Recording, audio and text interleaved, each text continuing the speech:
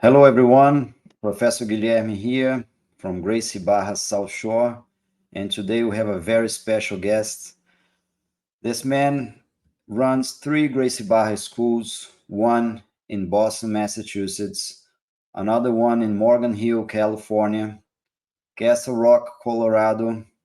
He's a father of three beautiful daughters, fourth degree black belt, 5 times world champion. Here we go, Professor Alex Costa. All Hello, right. Professor. Hello, meus amigos. Professor Guilherme, it's an honor to be here. You were, a few years ago, used to run the Gracie Barra Boston. Many students remember you. Gracie Barra Boston be forever thankful for your job and your help.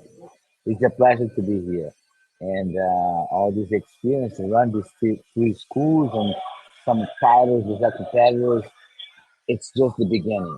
Jiu-Jitsu, it's a journey that has no end.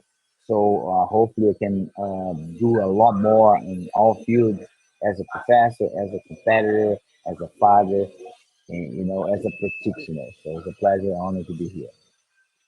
So, first of all, thank you very much, Professor, to give a little bit of your time. I know how busy you are. And the idea today is introduce Professor Alex. Tell a little bit of your story, your background, uh, show people who is Professor Alex, who is Alex Costa, for the Mhm. for the few friends, Shan Shan. There we go. All That, right, that that Professor. nickname is just so old. Sometimes it embarrasses me. My father put this nickname when I was like 5 years old. I don't know. I'm getting old for this nickname, but it's still all right. It's okay. All right, Professor. So you mentioned your father. Tell a little bit about your background, about your regions, where you come from. Well, I'm a very Brazilian guy. I was born and raised in Brazil. In Brasilia, which is the capital of Brazil. There's people from all over the Brazil came to this small place in the middle of the country to build a new capital. That's where I was born. My father is from Rio de Janeiro, and my mother is from a northeast of Brazil, a state called Piauí. So I've been involved with the martial arts for now 40 years. I started with the capoeira at the age of 6 or 7, and then I started doing judo, Muay Thai, and back in 1991 was my first jiu-jitsu class. First jiu-jitsu class, and where did you start? What's the name of your first professor? That's a very, very good question. The first professor, I not even remember the name. Jiu-jitsu was very small back then. So I was lucky enough to have this place where Master Armando Bridge used to go to train with another master, Ari Sardella, and there was some judo on Olympic level like Nelson Guerra and many others training on this place. So I was able to get my first class there. I do not remember who was in charge of it. I know Master Armando Bridge was there not every day in regular basis. Master Nelson Guerra supervised the judo training, and Ari Sardella supervised the jiu-jitsu training. But I'm really not sure who was the top guy. There's so many top guys out there, so I don't remember who was Yeah, the master. Armando Vade was straight one of the few black belts on the Yeah, Elio Gracie. like It's a top of legend. the top. That's exactly. It's just very lucky. So we start out there, but back in the days it was very expensive, and even the gi was very expensive. I used to wear my judo gi on that. I was invited. There was not like an open gym, like Brazilian Jiu Jitsu was only by invitation. So I was lucky to get an invitation to participate, and then started getting involved. I couldn't jump in very seriously since the first time. It took me a couple of years to get together and like become a real practitioner. I remember doing that for real, real, real from like 1993. Like like for real. So So you 30 you years. don't even remember who is Professor, who is Alex Costa before Jiu-Jitsu and after Jiu-Jitsu? It's always there. Jiu-Jitsu is always in your life.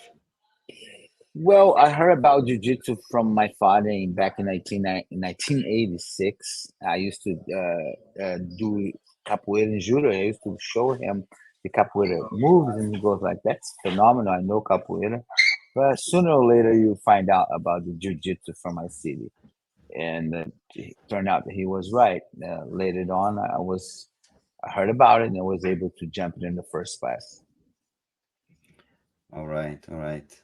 And Professor, what's the benefits you gain from Jiu-Jitsu comparing to Whew. other martial arts? Not comparing to other martial arts, but what's the benefits you see you gain from Jiu-Jitsu before and after you start really training Jiu-Jitsu? Okay, all these martial arts that I mentioned, Muay Thai, Judo, Capoeira, even boxing, they exist before, like they were available before Jiu-Jitsu. Jiu-Jitsu become available and was exposed to the world with the UFC back in 1993, the Royce Gracie. How come in 30 years this came from zero to being available in basically on the entire planet? I'll tell you why. I done judo, I done Muay Thai, capoeira. The difference between jiu-jitsu and all the other martial arts is very simple. You can actually do jiu-jitsu without getting hurt. It's, capoeira you can do for a while, but you have to like do less and less capoeira because you can't jump that much. I can no longer throw all the kicks and all the things that certain people will be able to do it. But in general population, jiu-jitsu is it's doable. You can practice jiu-jitsu basically 3 times a week and actually do the whole thing. I couldn't do Muay Thai 3 times a week. When I was young, I remember when I went the first jiu-jitsu class that I didn't have to punch my best friend in the face. I'm like, I like this thing here better. I you know what I mean? I don't get hurt as much and I don't really have to kick Yeah, nobody in the face. yeah, Uh, I find more doable, just like I said. Judo yeah, also is very intense, like it's amazing, but after a while, it's hard to take all those takedowns and your knees and shoulders. Jiu-jitsu, even with all the injuries, they still might have it. You still can adapt your game and still can play and yeah. train in regular basis and even like go hard. So that is the difference. Jiu-jitsu is doable. And you can bring the Jiu-Jitsu to life, to the outside of the mats. All all martial arts, you can do that. All martial arts are very gives you a lot of a good point of view of life. You can make a good analogy. All of them will do that. However, the difference once again in jiu-jitsu that has less trauma. Since you have a less trauma, for instance, sometimes judo you get huge takedowns. There's a little bit of a break on the learning process. Muay Thai and all the others. In jiu-jitsu, you can have a thought and a learning process with a bigger amount of time. So the mental aspect it's a little bit more you have a better field to explore the mental aspect of it. All right. Professor, I remember once we were talking, and this is one of your characteristics about the breathing. You always said, what's the most Mm. important thing in life? And everybody in the mat said, breathe. And you told me a story when you were just a kid and you have to overcome asthma issue. I don't know if you Mm. consider you already done with asthma or if you deal with asthma or how it is it. Tell me, tell the story again. What Yeah, happened? I'll tell the story. So asthma bronchitis, it's a condition that you have a your system they're now like perfect, so you're always going to have issues. You can adjust this or manage this situation with the medication. There is other ways to do that. For instance, I do with the martial arts. So when I was little, I had a lot of problems with that, with the asthma and bronchitis. Not even know which one was the worst, but I always had a really hard time with this. My mom was from Piauí, which is a place up in the northeast of Brazil. My grandfather was literally Indian, wild person that end up in the city and have family and all that. So my mom was against the inhalers and all the medicines that they gave us. She literally throw away. We get out of the ER or the doctor's appointment. She like not allows me to have it. Back then, I thought my mom was trying to kill me. She always tell me we're gonna have to find a different way. She always had like a natural medicines, Santeria, everything but the inhalers and all those medicines. Just like I said back then, I thought like my mom really don't like me. I mean, she got what the doctors tell her to do, she throw it all in the trash. Turned out that we have to figure it another way. So when I was exposed to the capoeira, there is there's the martial arts aspect of it. There's the religious aspect of it. There's the music aspect of it, and it's a combination of things. So in capoeira, you have to learn one thing about rhythm. You have to sing. You have to clap your hands, and if you are capable, you can play instruments. So when you dance, you have to be listen to the music and dance in the same rhythm. Once you start learning the rhythm of that, you have to like listen to music, listen to the and pay attention to the fight that's going on at the same time. My master told me you have to breathe. You listen to music, one, two, and pull it in, and you breathe out. Once I learned that, I was able to control my emotions, and I noticed how important it was for me to really focus on that. Once I learned that, that changed my life forever. I was able to manage my asthma without medicines. I was simply like paying attention to my breathing for the whole entire day. And I was, because I couldn't play soccer like everybody else. Once I learned how to breathe, I was able to play capoeira. And it's a very demanding sport just by learning how to breathe.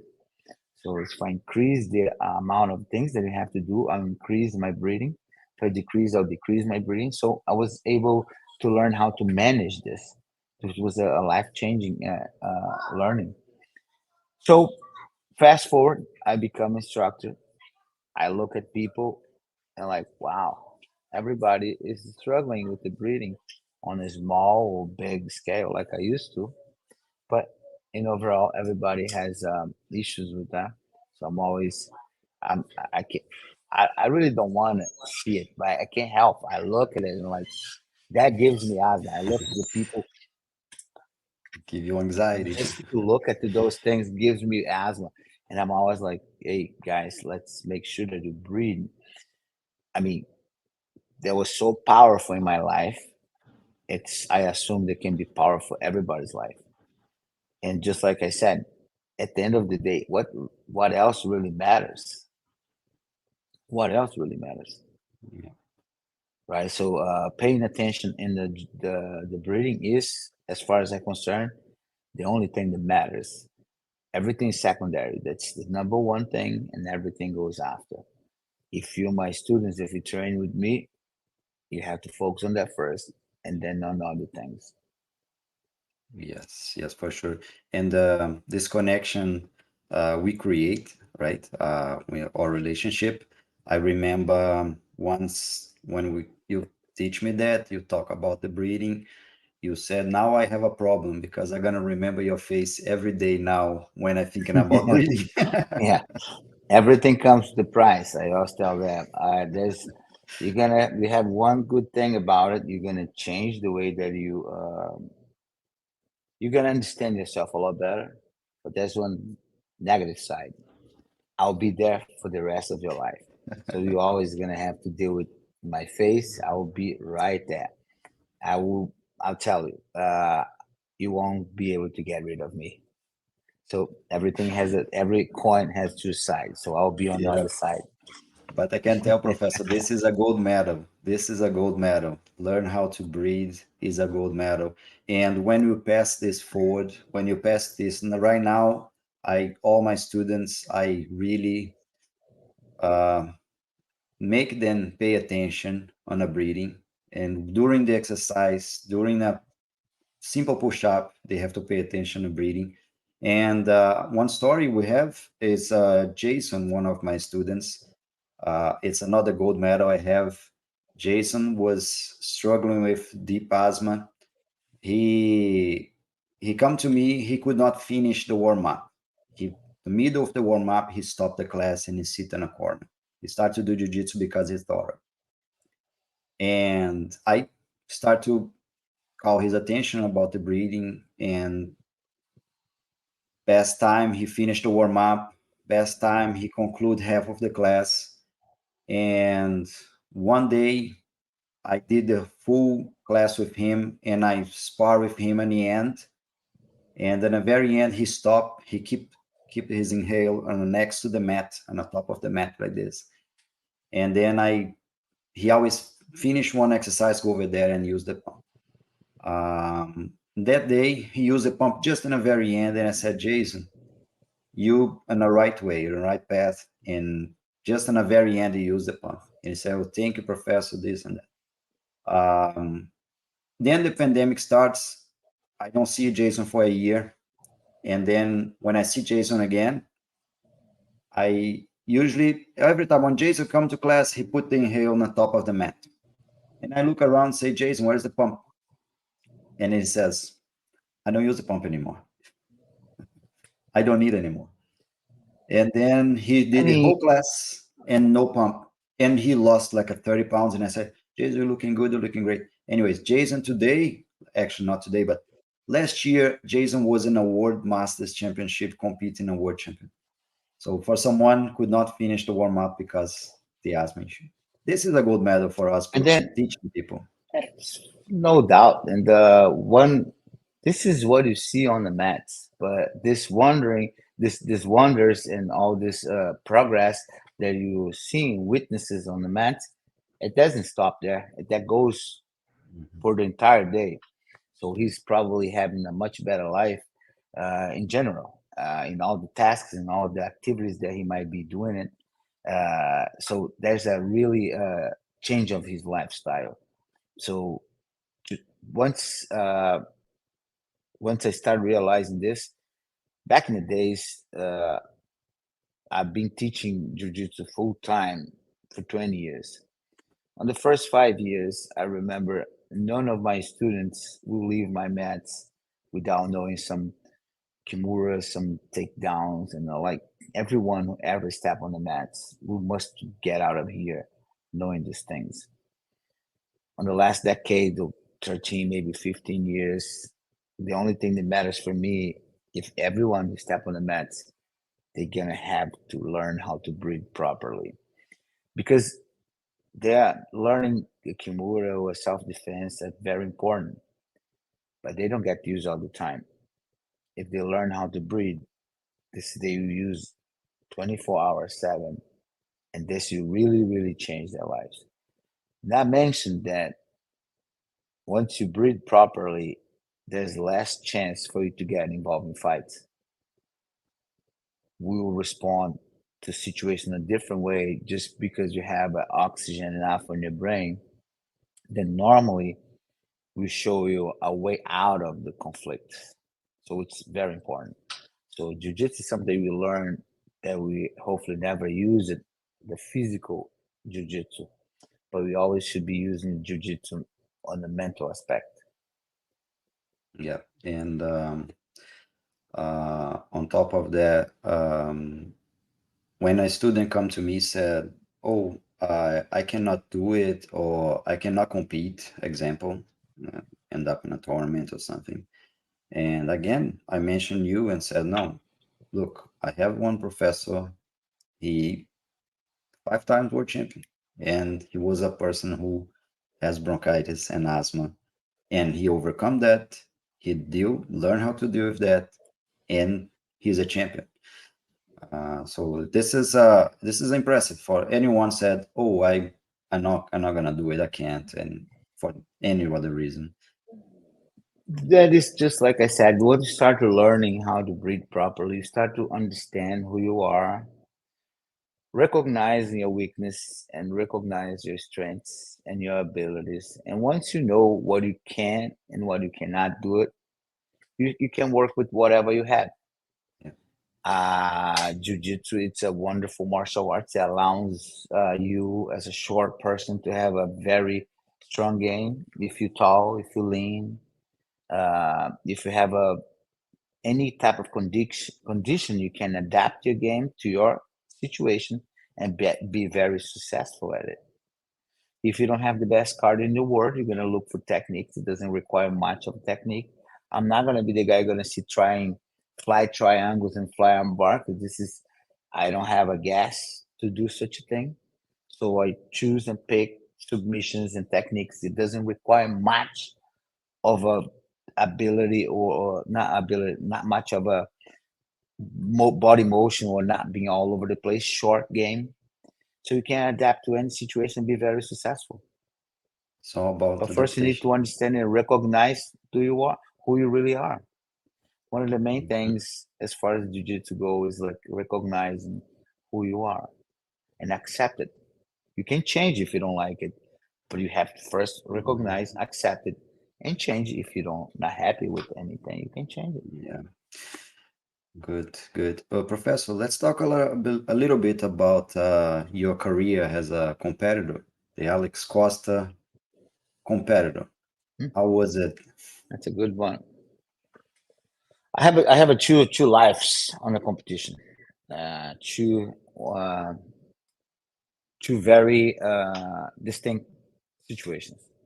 When I moved back, I came here in the first time in 2000 for a competition on the Pan Americans competition in Orlando as a purple belt, and I stayed here for 6 months, traveling, learning English, and just fell in love with the United States. I went back to Brazil, and I kept coming. 2001, 2002, 2003. 2004, I stayed for good, and I moved to New York, where I used to train in the Gracie school on a blue basement with the John Danahan and all these people. It was a great time in my life. It was going to be, I probably was about to stay and live in New York, but I got hurt. I have a very severe knee injury, very, very severe, that changed my life. So fast forward, I had two knee reconstruction on the left and one ACL replacement and MCL on the right knee. So that changed everything. At a certain point, I remember the doctor saying, like, you shouldn't uh, practice this anymore. Even if you have a large experience, maybe if you want to become a coach, it's okay to do that. But competition, I would never do it if it was on your shoes. And then I took that and I say, I'm out. I become a coach. And ever since 2006, I've been teaching.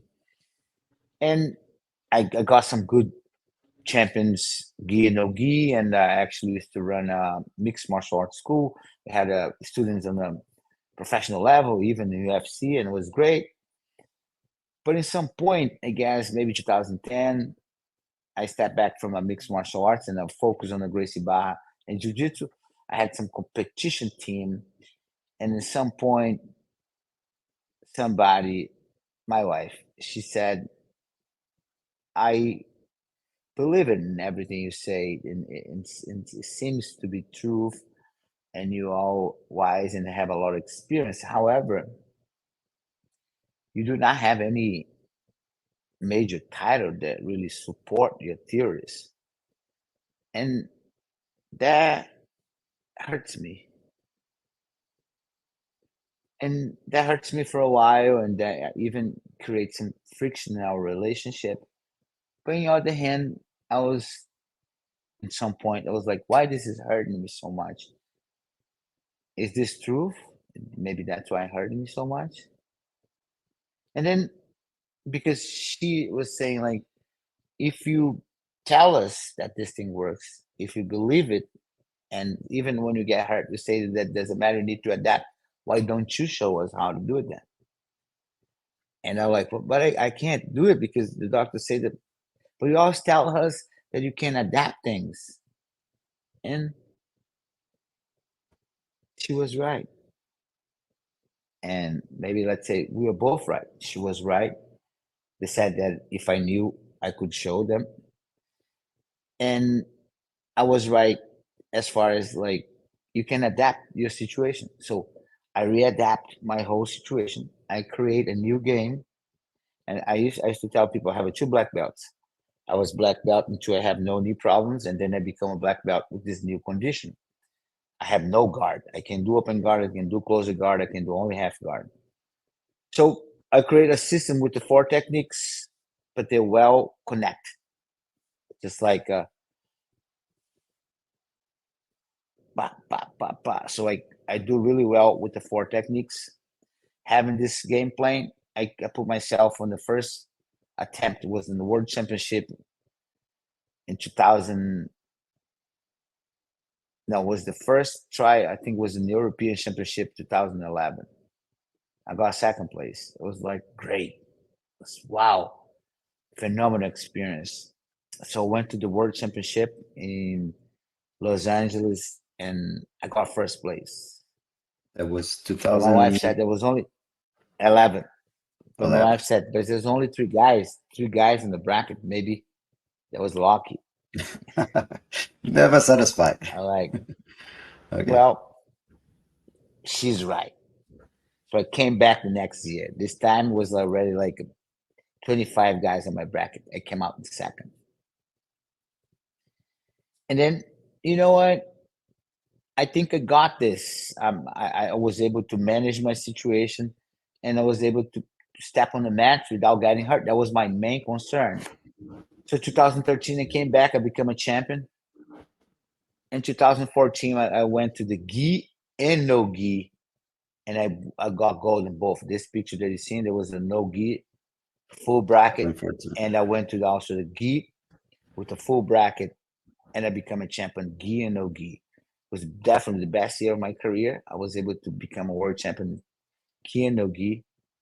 So 2015, I become a Pan American champion, That's the and then my picture. my daughter, yes, when my daughter was born, I took a break in between 16. I came back in 2017 and I scored another gold.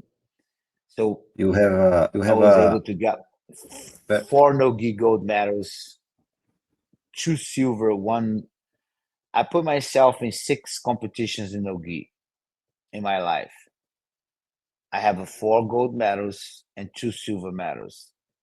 And the gi, I got a Pan American and a World Championship. I haven't competing on the last few years. Too much going on in my life. I couldn't get back into it, but I'm not done. I'll be back. But yes, it's been a phenomenal journey, and I'm very thankful for my wife for challenging me and expose me the truth. And I was able to manage the situation and step on the mats again and just do what I could. And you can do a lot of things once you accept your situation and work with what you with exactly what you have. So instead of desire for my open guard is not good. Well, get good in what you have. So I got good in half guard. I have a good defensive game on the half guard and a few sweeps. And once again, on the top is a little less demanding for my knee. Normal, it's been working really well. So just like I said, I consider I have two black belts. One was like I could do everything, top game, bottom game, takedowns, and now this one that I can do only four techniques. great. And you have a fun story about this finals, right? On a semifinals, you feel your knee in a semifinals of the pens. Was this That was competition? You feel really bad on your knee? no my knee. I mean, my knee is like extremely bad. They can slide out at any time. On the 2017 final, my knee slide out, and I couldn't put it back. And it took me like 30 seconds. The referee came to see what's going on. I put it back and went back to the competition. But yeah, on that one, my knees lied out in the middle of the thing, and it took me like good 30 seconds to put it back on. There's some video somewhere. I was very hard to put it back. I put it back, and I was able to finish the mat and come on the top with the. And that's By the way, one of the best competitors ever on the yeah, game that was able to had an yes, honor to compete against, and that was a yeah. Godoy on historical, this at least for picture is me. you're in the same height of Godoy in this picture. But you see how big he is, he's on the Yeah, second down there. He's still like on the same height as me. That's not that's exactly how it is. Even though I was the champion, Godoy is still and always will be a top guy. This is one of the main icons in our game. This guy it is. definitely opened a lot of opportunities for thousands of practitioners. Yes, Always been a big fan of him. On that day was a great. very big day. Like competing Yeah. against your idols is not easy.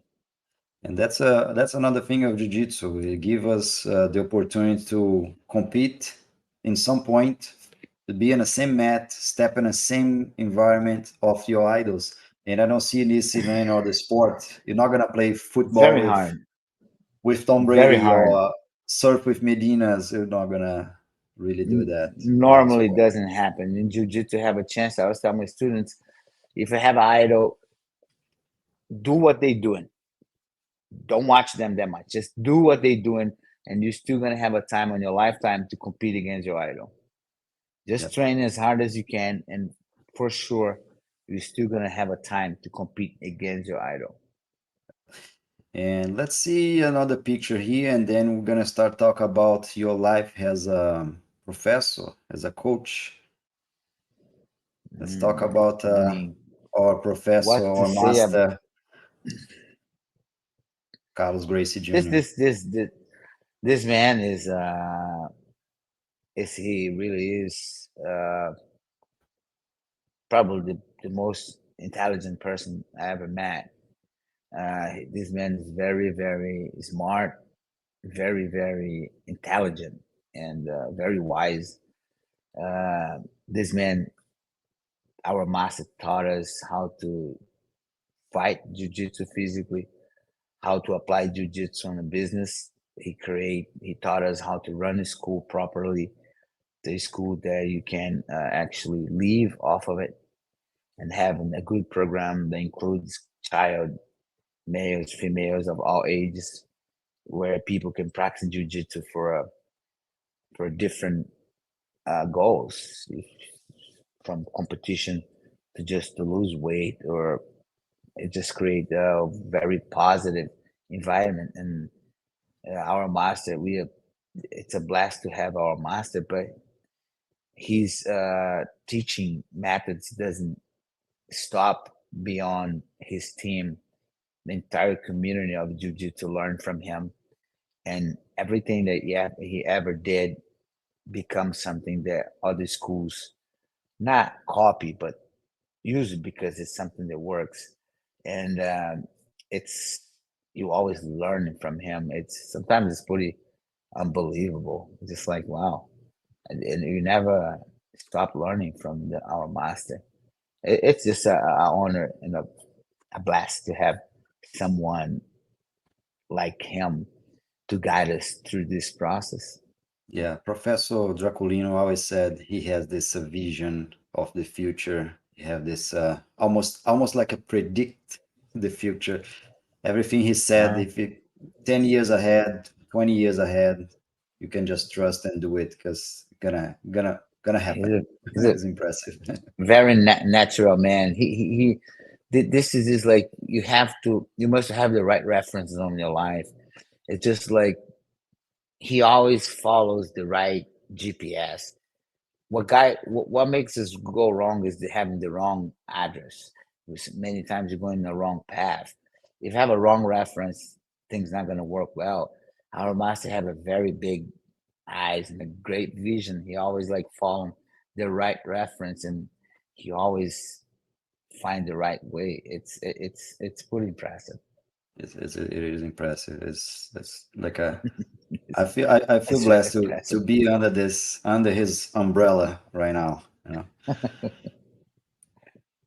Okay, Professor, Oh, yeah. get ready because now gonna talk about these people here. Ooh, oh my God. Oh my God. God blessed me to have three daughters. Uh, wow. And my beautiful wife, Ashley. We create this amazing family where they are literally all born on the mat. They always been in the mats. The mats is our house. Everybody train jujitsu. Everybody knows jujitsu. We travel together. We train together. It's a truly uh, jujitsu family. And just like we learn with our master, we can only the thing that I like the most when I see people bring their mothers, their husband, their wives, or their kids to the gym. It's the ultimate sign that this place is a good place. You're not gonna bring your family to a place that you don't feel comfortable, you don't feel safe. So the fact that our family can be part of this, the fact that my daughters can come to my work, can be part of my work anytime, every day, it's something really, it's a type of richness. We feel very rich as far as having the opportunity to share the match with our kids, and they can come and go at any time. And as you can see, he's always smiling and happy about it. Yeah, It's a I couldn't it's ask a for it's a blast. It's a truly blast. it's a good way to evaluate a good school to start jiu-jitsu. If you cannot Absolutely. bring your family, maybe this place is not good for you either, right? I mean, you're not gonna bring your mother, you're not gonna bring your father, your husband, or your wife, or your kid to a certain place. You're just not going Yeah, to. yeah, But when I see families coming to the door and like, wow, I'm glad that our master taught us how to create an environment where anyone can come at any time. And this yeah. is, like I said, is a one type of richness, and we are very rich as far as this thing go. Our anyone's family can come to the gym and just feel welcome and safe. That's Yes, really good, that's for really sure. great. That's for sure. So, and then how about these other people here? Whew. Those guys, they are my. I have a blast and have a many masters on my life. This is all my brothers. I'm the youngest one. On my right side, there's a Marcio. On my left side, Fabiano, and far left with my left hand on his shoulders, Marcelo. Marcelo was the guy who brought me to convince my mom that I used to be a sick child who couldn't play soccer. He brought me to capoeira, and he was the one who introduced me to martial arts. Uh, Marcio, in some point, support me financially, and Fabiano, the guy that I have my left arm around his neck, it was my second father because he was once my father passed away, he was the one who was next to me and helped me to stay in line. I own a lot from these guys. They are like, wow. Yeah, family. I have words cannot express what those three men did to my life. Yeah, family is everything, right, Professor? Wow, You, wherever what a you great thing to. go, what yeah, looking like a Hollywood stars here. Wow, it's just a real love. That's why. Yes, yes. All right, so tell tell us a little bit about your schools, your teaching style. I used to say to my students, all the Gracie Barra schools follow the same methodology, but every professor have a different special sauce to put on top of the way to teach jiu-jitsu. And tell us a little bit about your schools and your teaching style. Well, What's yeah, it? that's a very good one because our master create a system where you have a curriculum, but we are not machines. Even though we have a curriculum, which one of us we still have your personal way to teach and share your experience. So I also have mine. So uh, I've been involved in many different martial arts, and the way that I teach end up being a mix of all this all of these things that I learned throughout the years. So when I teach jiu-jitsu, I still have my capoeira background, my judo background, my Muay Thai background, my mixed martial arts background, my wrestling background that I learned here in the United States. So it is a combination of all these things. Through the breathing, which is the most important thing, I I branch it out and I teach the jujitsu using all these combinations of styles. Uh, yeah, man, and so being across this, I I will never sign up for this. This was life circumstance. I would not run a school in Boston, one all the way across the country near San Francisco, and one in the central in Colorado. It was life circumstance, but I tell you, I cannot even imagine my life without this experience of a East Coast, West Coast, and central area like in Colorado. That's been absolutely overwhelming learning process, crossing the country and teaching and learning in all these places. It's very demanding, but it's very demanding. But there's a good part of it. So there's a lot of learning as far as style of people or region, and you have to adapt a little bit to each of area that you at. But it's been a blast being able to. I know, I guess I know a lot more about United States than my own country. I didn't have a chance to cross Brazil all over the Brazil all the time, like life end up uh, put me into like it is in here. It's been a phenomenal experience.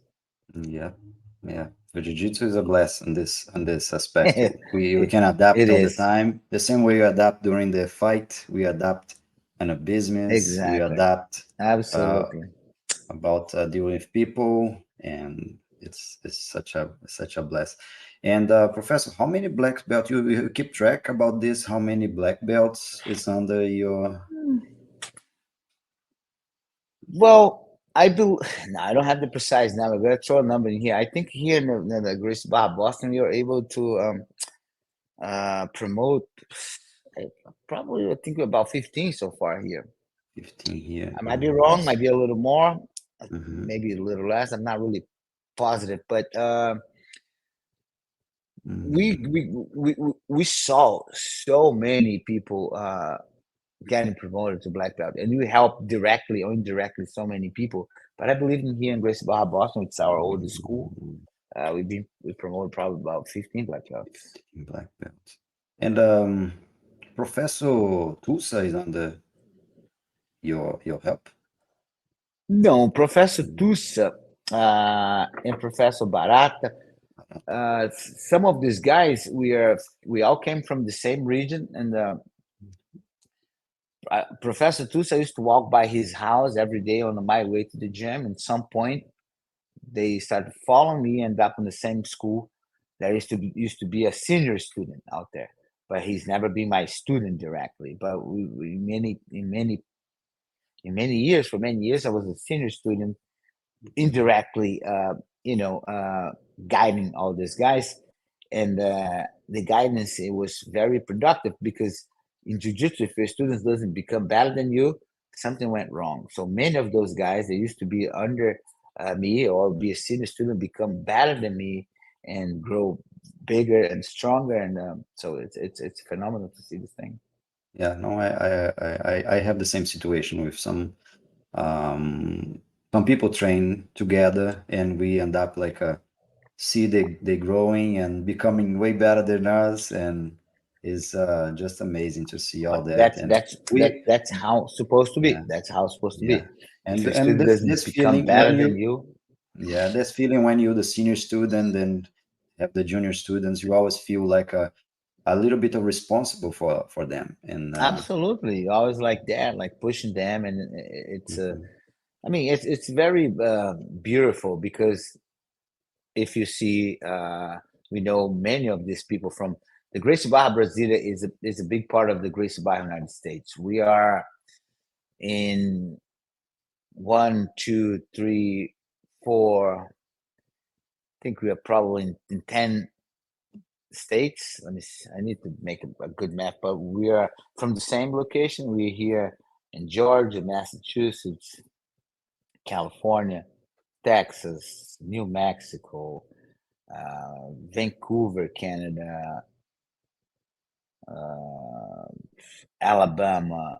It's so many from the same school here in the United States. mhm. And Professor, you have some, what can I say, celebrity students too, right? So tell me a little bit what's Mm. going on in Boston. What's going on, Boston Celtics? I see you all the time on the TV now. That is definitely is. I officially leave. Wow, that day was hard. I officially leave in Colorado, where there where we have a house. That's where our kids go to school. But it's will be in a month from now, a year that I spend more time here in Boston than in my home. I was invited from this young coach to help him to the biggest challenge of his career that turned out to be the biggest challenge of my career as well.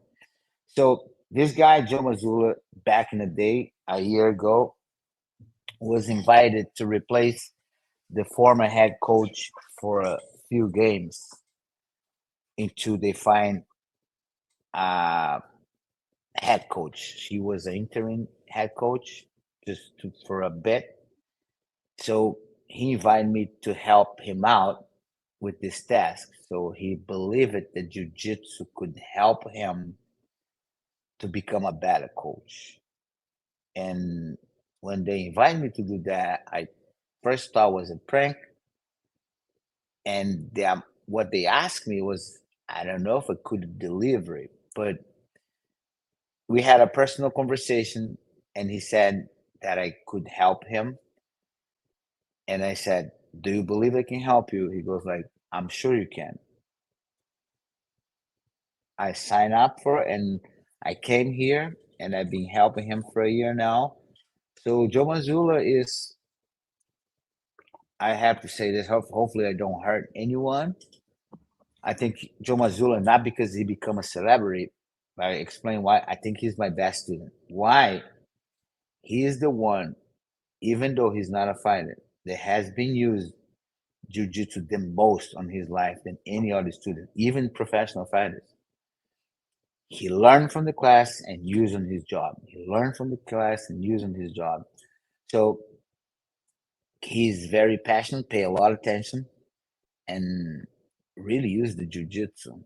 If you use jiu-jitsu in your life, you can create a lot of great things. Just like I said at the beginning, we normally, since jiu-jitsu is very physical, you tend to think that if you're good, if you can beat everybody on the mat or if you become a champion, which a way to see it. It's understandable why people think this way. It's pretty obviously that if you can choke everybody, if you win tournaments, you're good at jiu-jitsu. It's a way to think. However, that might be one of the biggest wastes of the jiu-jitsu history. The physical jiu-jitsu, it's the least important. It's the least important one. Guess what? We learn how to break people bone and choke people. You're not supposed to do that ever with nobody. You should use this mindset in other fields of your life. You're not supposed to choke nobody. You're not supposed to take nobody down. You're not supposed to break nobody's arm ever, unless you work on the front line, if you're police or something like that, if you have to. But you're not supposed to do that. And what do you do with with that? Why you learn how to destroy a human being body, and why you learn how to choke people all day long? That's all you do. You're supposed to break your problems.